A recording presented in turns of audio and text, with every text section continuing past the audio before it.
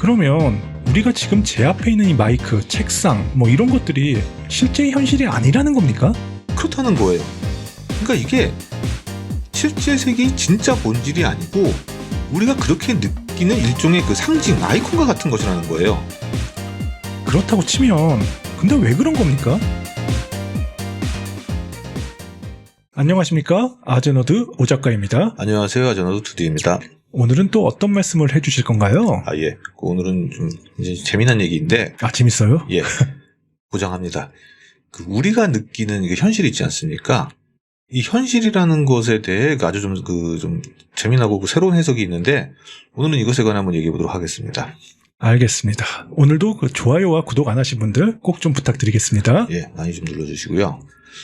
우리는 지금도 그렇지만 언제나 현실을 인식하고 있잖아요. 그렇지 않으면 살 수가 없잖아요. 그렇습니다.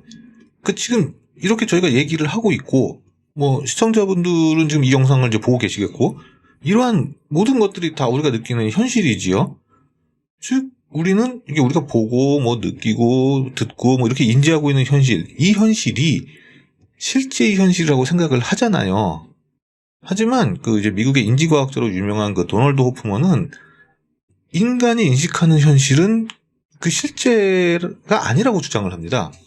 그럼 뭔가요? 또 시뮬레이션 우주 또 이런 말씀 하시려고 그러는 거 아니에요? 아닙니다. 여기서 말하는 현실은 영화 매트릭스, 거기서 얘기하는 세상이 실제가 아니다, 이런 얘기가 아니고요. 우리가 인식하는 현실이 실제의 현실을 그대로 반영하는 것이 아니라는 거예요. 그러니까 실제 세계, 그것은 이제 현재 존재하는 것이 맞아요. 그건 있는 건데, 다만 우리가 그것을 100% 그대로 완벽하게 인식하지 못한다는 거예요. 그러니까 실제 세상이 있긴 한데 우리가 생각하는 현실은 잘못된 현실이라 이 말씀이신가요? 예, 그런 내용이죠. 이 도널드 호프먼은 이 자신의 이론을 지각, 인지, 지각에 대한 인터페이스 이론이라고 이게 불러요. 그럼 일단 이 이론부터 한번 알아보도록 하겠습니다. 이 도널드 호프먼은 이게 현실은 사용자 인터페이스와 같은 거라는 겁니다. 우리가 지금 보고 인식하고 있는 물건들, 지금 여기 있는 책상들, 그리고 지금 말하고 있는 소리, 이 방, 공간과 지금 흘러가고 있는 시간 등등, 이러한 것들은 실제 세계의 본질이 아닌 우리와 실제 현실 사이의 인터페이스라고 얘기를 하는 거예요. 그러면서 이게 컴퓨터 데스크탑을 예시로 듭니다. 예를 들어서 얘기를 해보자면은, 우리 컴퓨터 바탕화면에는 휴지통이라는 아이콘이 있잖아요. 자주 쓰죠. 그렇습니다. 우리는 거기에 파일을 드래그 앤 드랍하고, 그리고 이제 휴지통을 비우고, 이런 작업들을 하잖아요. 즉, 우리는 컴퓨터의 파일이 휴지통에 들어가고, 휴지통을 비우면은 완전히 사라진다고 이렇게 인식을 하지요. 실제로도 우리가 그렇게 행동을 하면은 그 파일은 더 이상 우리가 보는 컴퓨터 상에 남아있지 않게 되잖아요. 하지만, 사실 이러한 휴지통, 파일, 이런 아이콘 등은 실제가 아니에요. 실제 파일은 하드디스크라든지 그런 SSD 등의 전자회로상에 존재하는 거잖아요. 우리는 그러한 것을 보고 있는 게 아니에요. 컴퓨터도 그러한 것을 저에게 보여주는 게 아니고요. 우리는 휴지통 아이콘을 이용해서 파일의 삭제라는 것을 인식하고 이해하고 있는 거예요. 그러니까 도널드 호프먼은 이거와 마찬가지로 우리가 느끼는 현실은 실제의 현실 그대로, 여기서 컴퓨터 같은 경우로 보자면은 실제의 하드디스크라든지 그런 전자회로, 그런 것이 아닌 우리가 보고 있는 데스크탑 화면, 아이콘, 이런 거잖아요. 즉, 우리의 느끼는 실제 현실은 이런 것처럼 인터페이스화 되어 있는 이런 것을 인식한다는 겁니다. 그러면 우리가 지금 제 앞에 있는 이 마이크, 책상 이런 것들이 실제 현실이 아니라는 겁니까? 그렇다는 거예요.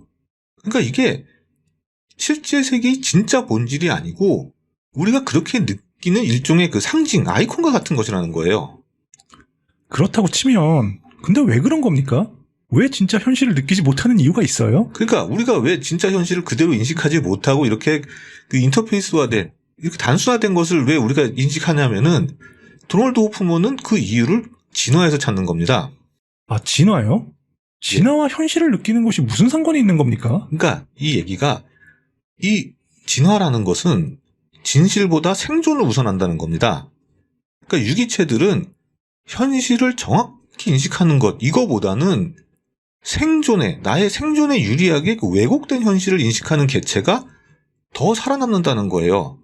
그 자연 선택에 의해 진실 그대로 인식하지 않고 생존에 유리하게 인식하도록 우리는 진화를 했다는 겁니다.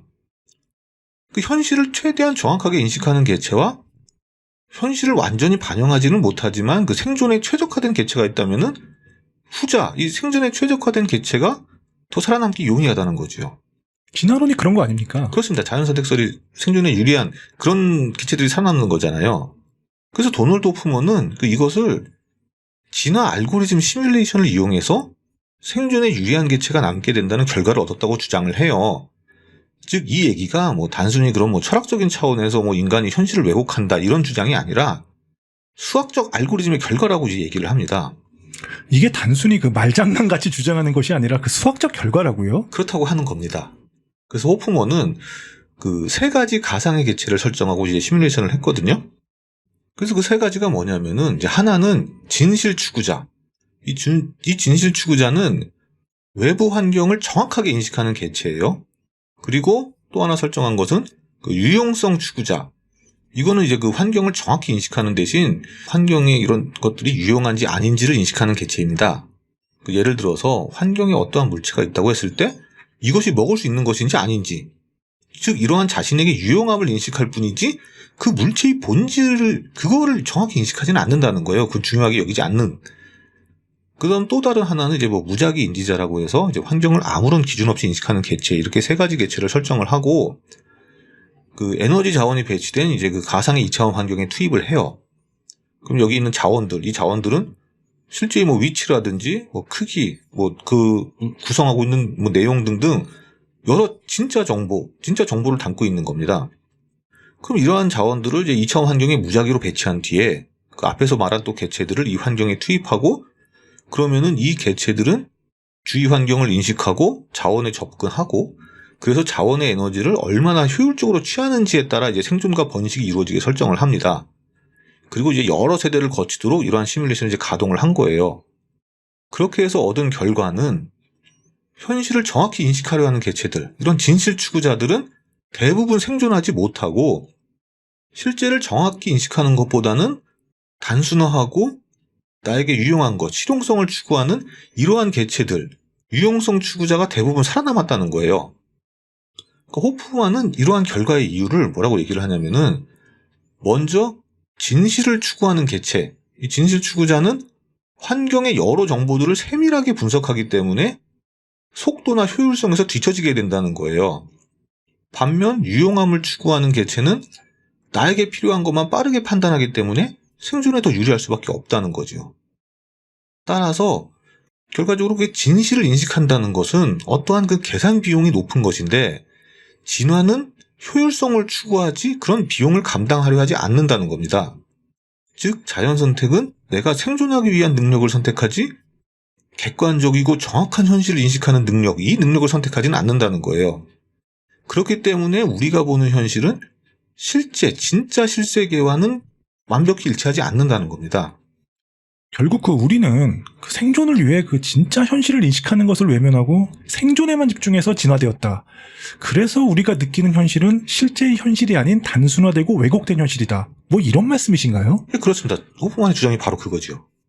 그래서 호프만은 이 자신의 그 인지에 대한 인터페이스 이론을 바탕으로 더 파격적인 주장을 하는데, 그것은 바로 이제 의식 실제론입니다. 의식 실제론이요? 예. 이건 또 뭔가요? 예, 이거는 우리는 보통 이거는 물리적인 것이잖아요. 그리고 이러한 뇌에서 의식이 나온다고 보잖아요. 그게 저희가 그 의식 관련 영상들에서 자주 이야기했던 그 이론론 아닙니까? 맞습니다. 그 최근 과학계는 그 의식은 그 물질, 즉 그 뇌에서 비롯된다는 이 이론론이 주류라고 제가 말씀 여러 번 드렸죠. 그렇죠. 이게 DNA의 발견, 그리고 뇌 과학의 발전 등으로 인해서 이렇게 되고 있는데, 하지만 호프먼은 의식이 물리적인 뇌의 부산물이 아니라 반대로 의식이 근본적 실체라고 주장을 합니다. 즉 물리적 세계가 먼저고 거기서 의식이 나온다, 이게 아니라 순서를 거꾸로 뒤집어서 의식이 근본이고 물리적 세계라는 것은 의식 간의 상호작용이 만든 부산물이라는 거예요. 즉 우리가 보는 이런 물리적 물질, 공간, 시간, 이런 것들은 의식이 만든 현상이라는 거죠. 완전 역발상인데요. 그렇습니다. 그러니까 보통 물질에서 의식이 비롯된다고 생각하는데 그게 아니라 의식에서 물질이 비롯된다. 이 말씀이시죠? 그렇죠. 그래서 호프먼은 우주를 구성하는 가장 기본 단위를 뭐 양성자, 중성자 뭐 이런 물리적 물질이 아니라 의식적 에이전트라고 주장을 합니다. 그리고 이러한 의식적 에이전트들이 서로 상호작용을 하면서 그 결과로 우리가 현실이라고 느끼는 이러한 물리적 현상이 나타난다는 거예요. 그러니까 이게 전통적 관점에서는 물질, 그리고 물질로 이루어진 뇌, 그리고 뇌에서 의식 이런 순서로 흐른다면 호프먼은 의식이 먼저고 그 다음에 의식의 상호작용, 그리고 거기서 물리적 세계가 나온다는 이런 얘기인 겁니다. 또한 이러한 실세계는 객관적이라는 이런 전통적 인식과 다르게 의식 간의 주관적 인터페이스며 시공간이 기본 구조라는 이런 기존 관점과 다르게 시간과 공간은 선택적 표현이라는 거예요. 시간과 공간, 이게 절대적인 실체가 아니고 우리가 의식 간의 상호작용을 효율적으로 표현하기 위한 이것도 사용자 인터페이스, UI라는 겁니다. 그러니까 인터넷의 여러 요소들이 상호작용하면서 웹페이지라는 어떻게 보면 이제 공간적인 그런 요소가 발생하듯이 그러니까 웹페이지라는 게 뭐 페이지라는 공간이 있는 것처럼 보이지만 그것은 사용자 인터페이스일 뿐이며 실제로는 그 뒤에 여러 노드들이 상호작용하고 있는 거, 이거와 같다는 거예요. 보이는 게 진짜 보이는 게 아닌 거죠? 그렇다는 겁니다. 그래서 도널드 호프먼은 이 의식적 에이전트도 단순한 철학적 주장이 아니라 수학적으로 정량할 수 있는 개념이라고 주장을 해요. 그 하나의 의식적 에이전트는 의식이 갖는 경험과 그 경험을 바탕으로 할 수 있는 결정, 그리고 그 결정에 의해 외부에 가할 수 있는 행동, 이 세 가지 값을 각각의 확률 함수를 통해 표현할 수 있다고 주장을 합니다. 그러니까 이게 뭐 말이 어려워 보이지만 사실 되게 단순한 거예요. 자세히 생각해보면은. 그러니까 우리가 무엇인가를 할 때 생각을 한번 해봅시다. 제가 여기서 그 오 작가님에게 만약에 꿀밤을 한 대 때린다고 해봅시다. 그것은 제가 뭐 꿀밤을 맞아봤거나 뭐 때려본 경험 이런 게 있으니까 이런 생각을 할 수 있게 되지요. 그렇겠죠. 그리고 때렸을 때 벌어질 일들에 대한 그런 것들도 다 그간의 경험을 통해 결국 내가 최종적으로 때린다는 결정을 하게 되잖아요. 강도도 조종하겠죠. 그렇죠.